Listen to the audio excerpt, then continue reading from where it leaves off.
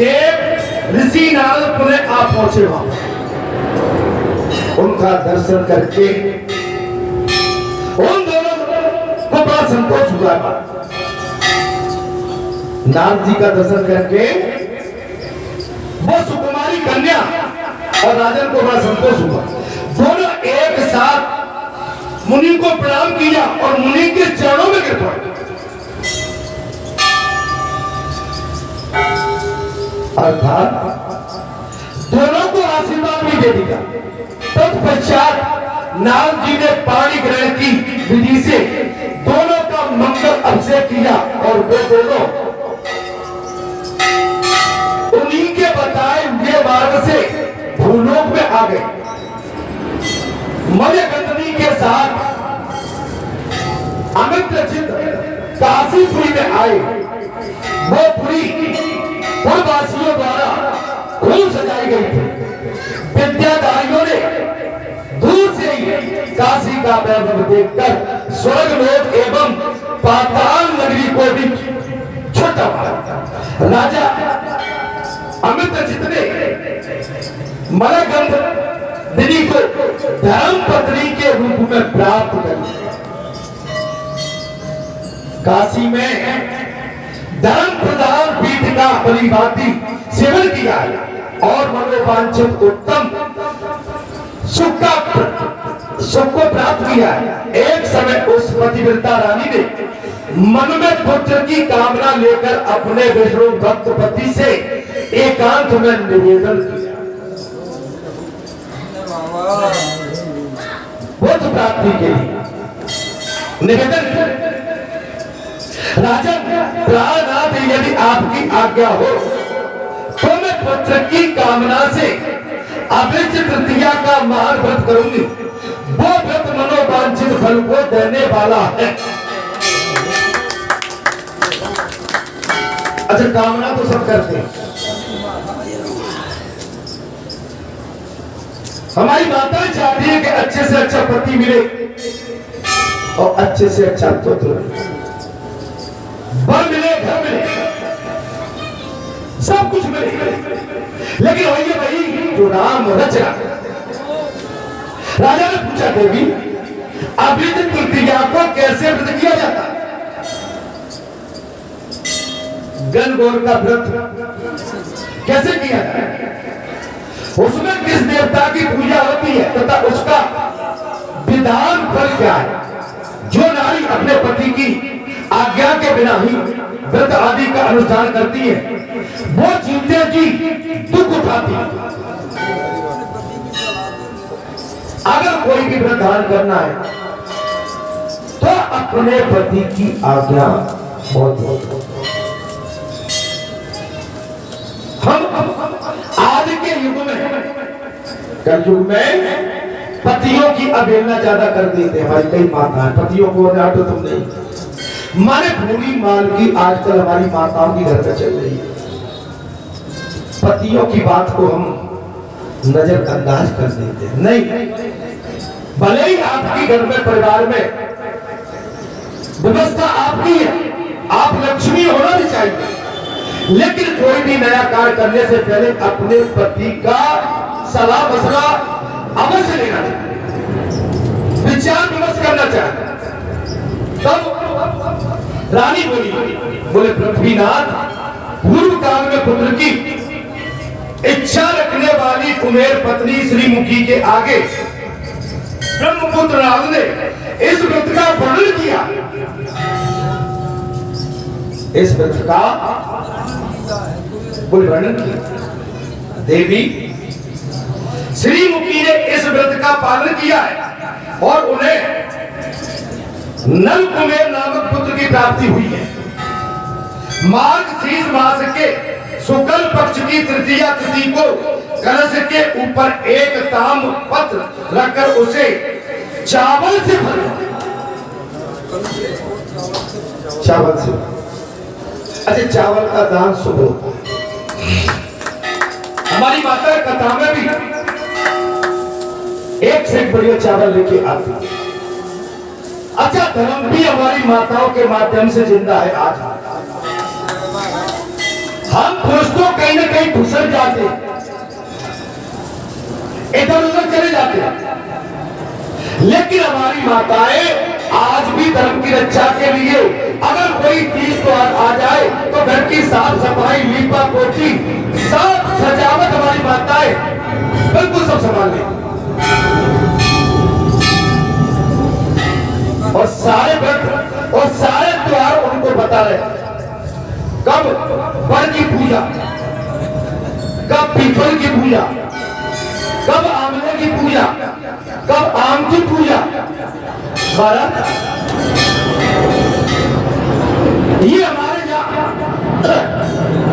भारत देश में मनुष्य की तो बात क्या है, माने पेड़ पौधे जीव जंतु की पूजा होती है। जयंती को माने दाना डालना, पंछियों को दाना डालना, माने ये हमारी पुण्य प्रभाव धारा है। उसके ऊपर एक वस्त्र बिछा दे जो फटा पुराना हो, नबी हो और उसे हल्दी के रंग में रंग है।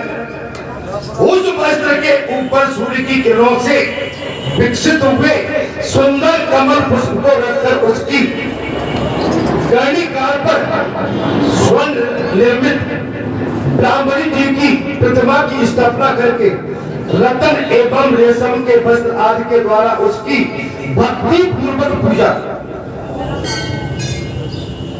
चावल भरे, रेशमी वस्त्र लगाए, हल्दी लगाए, साथिया लगाए और उसकी भक्ति पूर्वक पूजा। अन्न की भी पूजा होती है। हमारे यहाँ अन्न को हल्का माना जाता है, लेकिन हमारे सनातन धर्म में अन्न की पूजा सर्वश्रेष्ठ है। पूजा में नाना प्रकार के सुंदर पुष्प, नारंगी आदि फल, चंदन आदि सुगंधित पदार्थ, कपूर, कस्तूरी, उत्तम अन्न आदि से नैवेद्य, अनेक प्रकार के पकवान तथा अगर आदि धूप, इन सब वस्तुओं का यथावत उपयोग करना चाहिए। फूलों से सजाए हुए सुंदर मंडप में बैठकर निंद्रा रहित होकर उत्तम उत्सव मनाते हुए रात्रि को जागरण। हम भागवत कथा कराते हैं। भागवत कथा में हमारे परिचित को चाहिए कि जमीन में शयन करे, जमीन में आसन डाले, जमीन में आसन लेके बैठे, 7 दिन तक उस स्थान को नहीं छोड़े। केवल दिशा, मैदान, स्नान, ध्यान के लिए जा सकता है।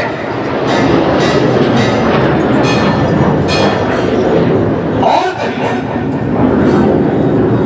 एक टाइम फरार करके रहे, भोजन तक की अनुमति नहीं है उसको। परीक्षा पर इच्छा, आपकी परीक्षा है, आपकी परीक्षा भाई, आपका मन कहाँ है? कथा चल रही है, अब देखिए कथा में तो सभी तरह का भाव आता और कथा में जो वक्ता होता है वो सभी तरह के उदाहरण रखता है। अभी मैं कल कहीं सत्संग में बैठा था, महाराज कलयुग की बात आ रही थी। कलयुग में मालूम है आपको, माने 20 से 30 वर्ष की आयु रह जाएगी मनुष्य में, बुढ़ापा 10 साल के बाद आ जाएगा। हमारी माताएं 7 साल 8 साल के अंदर गर्भवती होने लगे।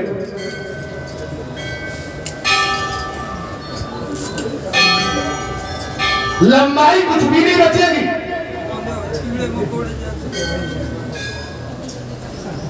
अभी कोई उस समय धर्म को नहीं पहचानेगा, कौन किसकी बहन, कौन किसकी बेटी, कौन किसका खेत, कौन किसका खलियान, कोई भी नहीं जानेगा। जिसके हाथ में होगी लाठी, देश वही ले जाएगा। ओ बाबा,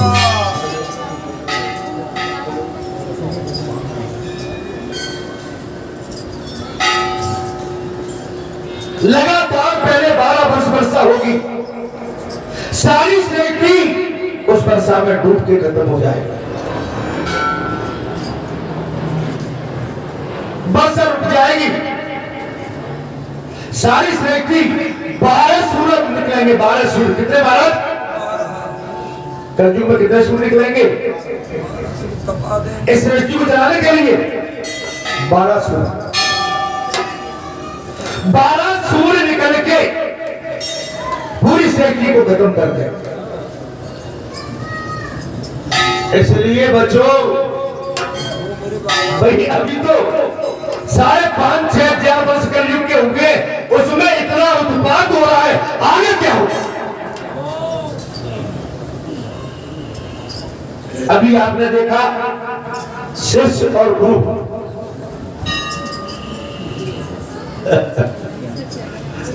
भाई शिष्य बनना पहले सोच लो। भाई शिष्य को तो डांट भी खाना पड़ेगी और प्यार भी मिलेगा।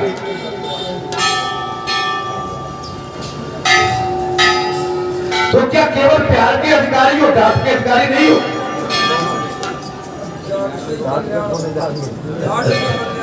अब डांटोगे तो ये आपके सामने जीता जाता उदाहरण था।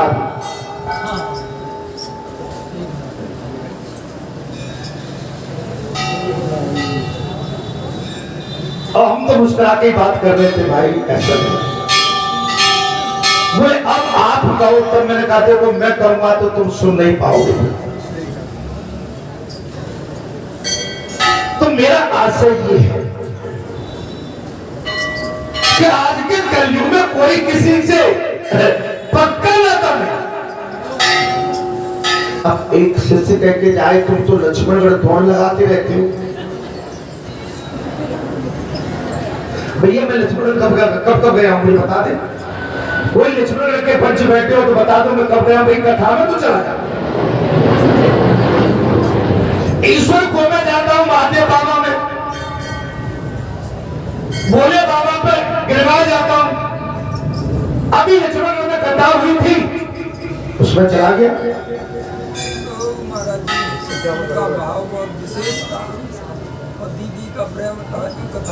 और वहां जो विशेष कथा वाचक थी वो मेरी पूजनी है, मेरी आस्था है, मेरे प्राण है।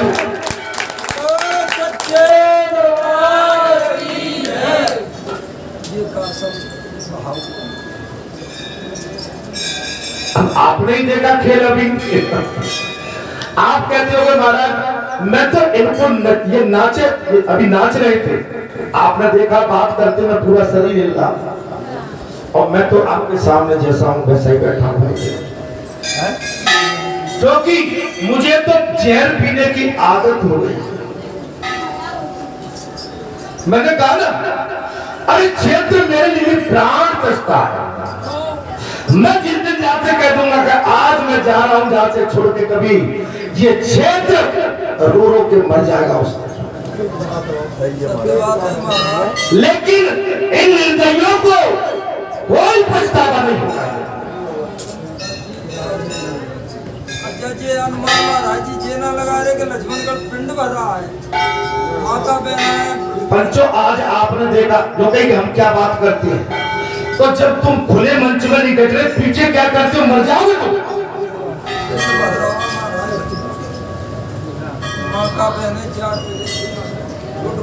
पिंड खुल के आ रहे हैं, मेरी माताएं चली आ रही है, और वहां की संख्या मैं जानता हूं हमारे दूर दराज के सबसे ज्यादा कथा में संख्या उन्हीं की जाती है। और मैं ऐसा कोई द्वेष भाव नहीं रखता कि मैं उनसे ही प्रेम करता हूं, मैं तो सभी से प्रेम करता हूं।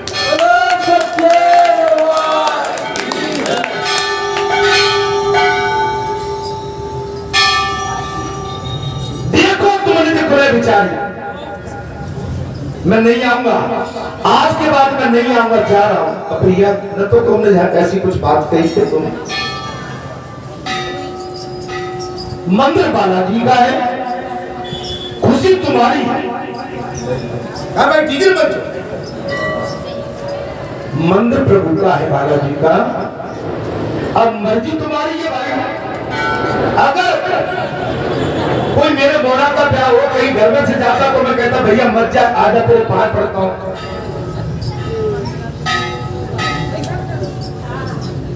आप समझ लो, तमोगुण इतना आदमी में भरा हुआ कि सच्चाई सुनने के लिए आदमी तैयार नहीं है। और वो कोई नई बात नहीं है, आपको लगेगा वो तो आपके सामने की बात है।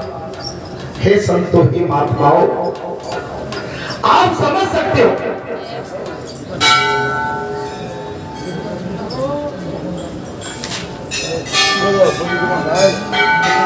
अच्छा, किसी को ज्यादा सम्मान मिल जाए तो मैं जाता हूं, सम्मान बचा नहीं पाता। किसी से ये कह देना कि अब हमारा रथ तुम्हारे बगल नहीं चलेगा, तो वो कहता है कि भाई अब ये रथ तो मेरे बस में है। भाई ये रथ तो बालाजी का चलेगा, हम नहीं भी रहेंगे तो अभी चलेगा। ये मंदिर जहां से कहीं नहीं गया,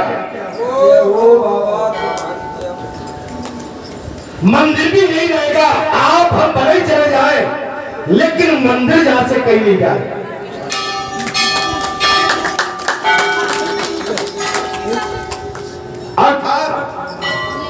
कथा में प्रसंग आ गया महाराज, परंतु जब उसका कोई फल नहीं दिखाई दिया, तब उनके क्रोध की सीमा नहीं रही। वे कहने लगे, मुझे तुझको धिक्कार है, मेरे कठोर तप को भी धिक्कार।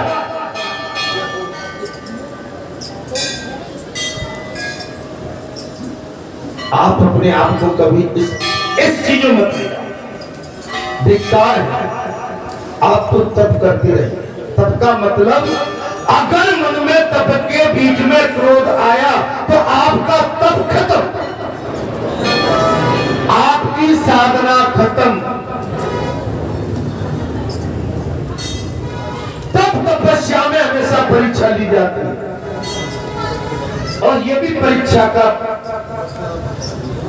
इसमें जो भी है देखने वाले, समझने वाले समझ जाओ कि कैसी कैसी वार्तालाप आपके सामने आ रही। इसी संसार में प्रत्यक्ष आपके सामने। मैंने एक ही बात कही थी, हम यहां बैठे हैं, अगर गांव में कोई बात है तो उस गांव की बात को भी रखो। उस गांव की बात को हम अपने घर में रार डालने के लिए तो खड़ी करें। बच्चों, इसमें मैंने क्या किया?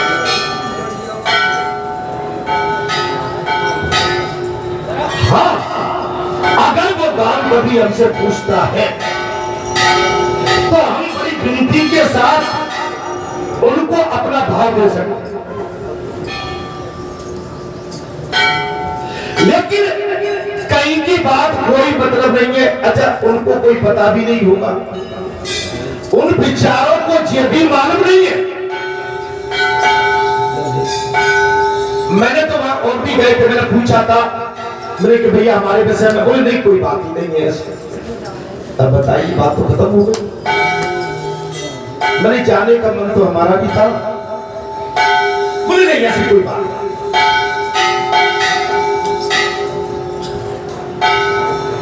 अब हम बाकी बात को जबरदस्ती लेके था, अब लेके आ गए कि वो घी की बात, तो घी की तो बेटा वो भी तुमने गलत किया था। वो तो मुझ जैसा आदमी हनुमान जयंती का पर्व था, मैं पी के रह गया। तुमने बात तो इतनी कर दी थी उस दिन, क्या माने मैं फिर भी उसकी चाल साथ रह।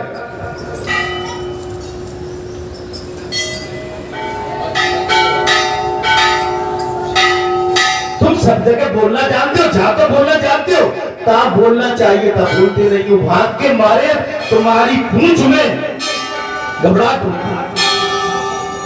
यहाँ तो बढ़िया काम चल रहा है, यहाँ तो आनंद लो, यहाँ तो बिल्कुल मंगल चार करो, यहाँ तो अमृत को पियो। अब तुम बाबा से ज्यादा समझ रहा, तुम बाबा से ज्यादा विज्ञानी गुणगानी तो हो नहीं गया। अगर बालाजी से ज्यादा ज्ञानी हो तो बता दो।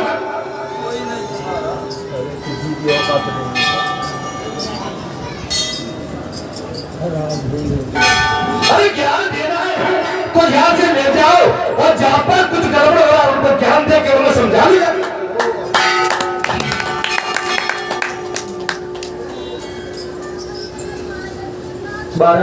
धिक्कार है, आपकी तपस्या में खड़न आएगा, विघ्न आएगा, विघ्नकारी विघ्न फैलाएंगे, अन्यास फैलाएंगे, लेना एक न देना दो, सबको ठगने वाले इन क्षेत्रों को भी धिक्कार है।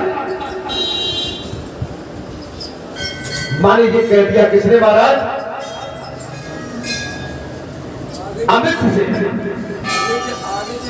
हाँ अब मैं ऐसा करूं बोले जिससे यार किसी को मुक्ति न हो, ऐसा विचार कर जब वे काशी को साथ देने के लिए उठे तो वे तब भगवान शिव जोर जोर से हंसने लगे।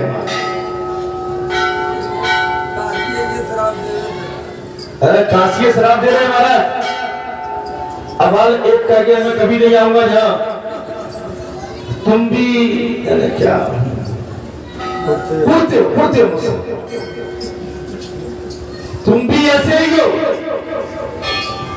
क्या बात है, बहुत बढ़िया सोच है, जियो ऐसी तुम्हारी सोच बनी है, बहुत अच्छा, इसमें तुम्हारी तरक्की होगी, इसमें ही तो तुम्हारा कल्याण होगा, यही बाणी तो तुम्हें उद्धार तुम्हारे कल्याण के लिए तुम्हें ले जाएगी।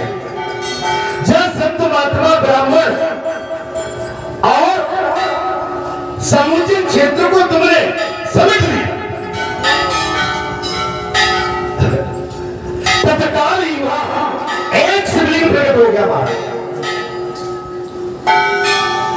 जो महासिद्धेश्वर नाम से विख्यात हुआ, और उससे साक्षात भगवान शंकर दुर्वासा के साप से पूरी की रक्षा करने के लिए प्रकट हुए। उससे इस प्रकार बोले, महाक्रोधी तापस मैं प्रसन्न भगवान। भगवान ने क्या, महाक्रोधी तापस, तापसी तपस्वी साफ करने के लिए जिनका हाथ उठ चुका था, वे दुर्वासा मुनि भगवान शंकर का करुणामय वचन सुनकर लज्जित हो गए। कौन थे वो? दुर्वासा। भगवान शंकर का कठोर असिकर वचन सुनकर लज्जित होकर बोले, तीनों लोगों को अभय दान देने वाली इस काशीपुरी को साथ देने के लिए उद्यत होने वाले मुझको धिक्कार है। आदमी बाद में पछताता है, मैंने क्या किया, परिचय गई बोल। मैंने कहा ना कि आज ढोलक वाले के लिए मेरा जो आस्था श्रद्धा है, अगर और तुम्हारी मेरे पर हमारे अंदर आदान प्रदान में अगर कोई कमी आती है तो हम एक दूसरे से पृथक हो जाएंगे, अलग हो जाएंगे। आप कितना भी मेरे नजदीक या मैं आपके नजदीक आने की कोशिश करूं, हमारा कभी आपका मिलन हो नहीं सकता।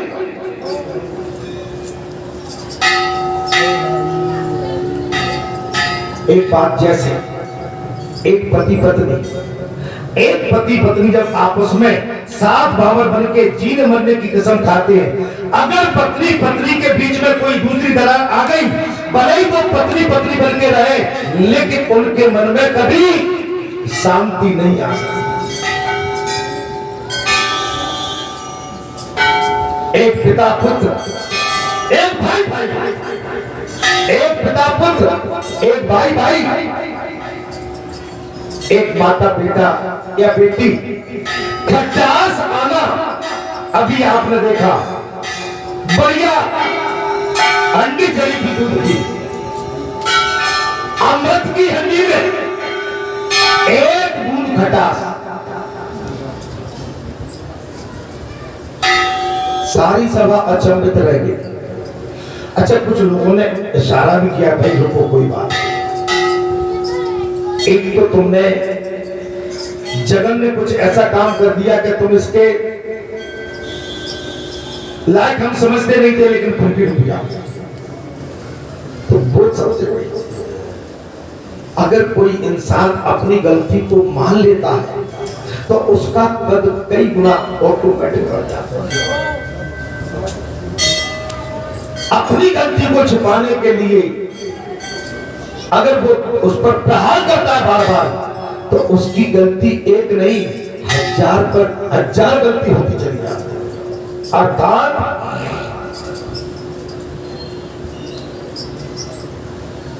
साफ देने के लिए बात बेकार है जो बुद्धिमान काशी पुरी की स्तुति करता है और जो काशी को हृदय में धारण करता है,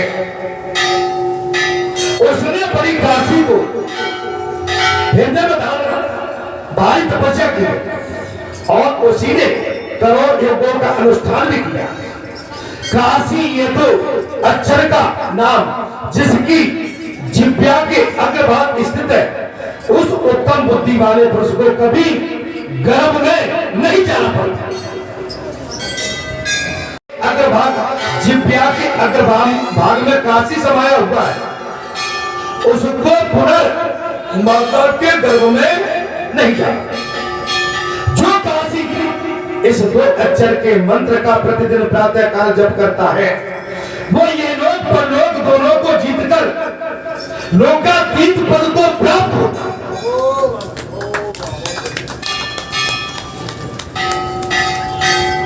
भगवान के स्थान को कर्म करके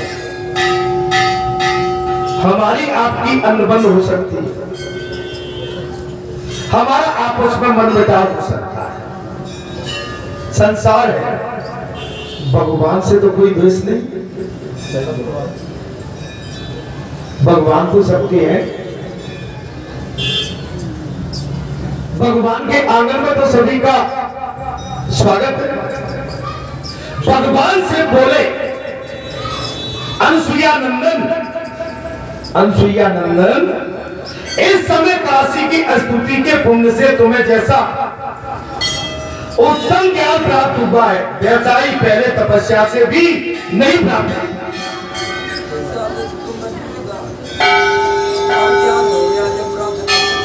जब आपने प्राप्त कब तब अपनी गलती को महसूस किया, तब माने महाराज किसने किया? दुर्वासा किया। वैसा पहले तपस्या से कभी भी नहीं प्राप्त हुआ। हे मुने, काशी की स्तुति लालसा रखने वाले मनुष्य मुझे जैसा अतिशय प्रिय प्रतीत होता है, वैसा प्रिय यज्ञ दीक्षा लेकर निरंतर मेरा यजन करने वाले पुरुष को भी नहीं। आप कभी भी इधर उधर के चक्कर में मत पड़ो। आप केवल अपना भगवान को अपना सर्वज्ञ मानकर, सर्वेश्वर मानकर केवल उनकी चरण वंदना करिए। ये सुनकर दुर्वासा जी ने भगवान सबका महाराज स्तुति किया और प्रसन्न होकर वर मांगते हुए कहा, हे देवादिदेव, हे जगन्नाथ, हे करुणाकर, शंकर, मृत्युंजय, उग्रे, भूतनाथ, पार्वती पते, त्रिलोचन नाथ, धूल जटे, यह प्रकट हुआ ये लिंग कामद नाम से प्रसिद्ध हो गए और ये तालाब काम कुंड कहलाए। ये तालाब काम कुंड। तब भगवान शंकर ने कहा, हे महातेजस्वी मुने,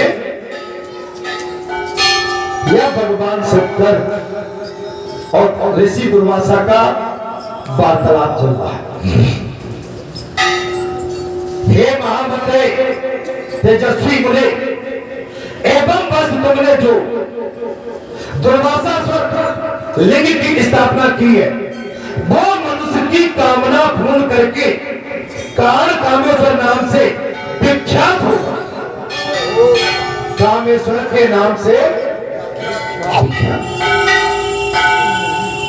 जो शनिवार युक्त त्रयोदशी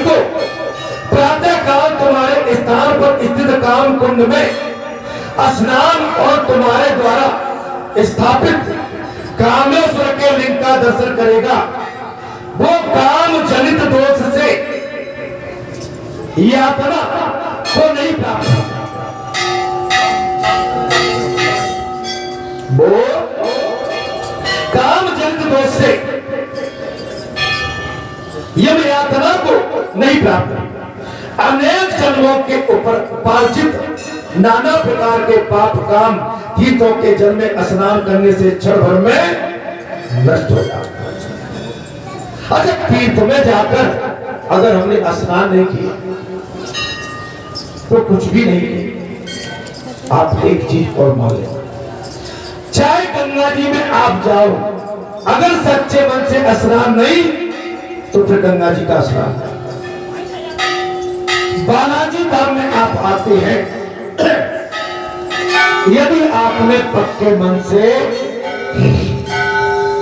कथा में मन नहीं लगाया और कथा में आपने तरफ उतर देखा तो आपका यहां भी कल्याण नहीं होगा। कामेश्वर की सेवा से समस्त कामनाएं पूर्ण हो। समर्पित भाव से ही आप बालाजी धाम में आए हैं, तभी आपकी संपूर्ण कामनाएं पूर्ण हो। भगवान शंकर का ऐसा वरदान देकर भगवान शिव उसी लिंग में उस लिंग की आराधना से दुर्वासा ऋषि ने संपूर्ण कामनाएं प्राप्त कर ली। इसलिए बड़ी बड़ी अभिलाषा रखने वाले पुरुष को सदा प्रयत्न पूर्व काशी में कामेश्वर की पूजा करना चाहिए।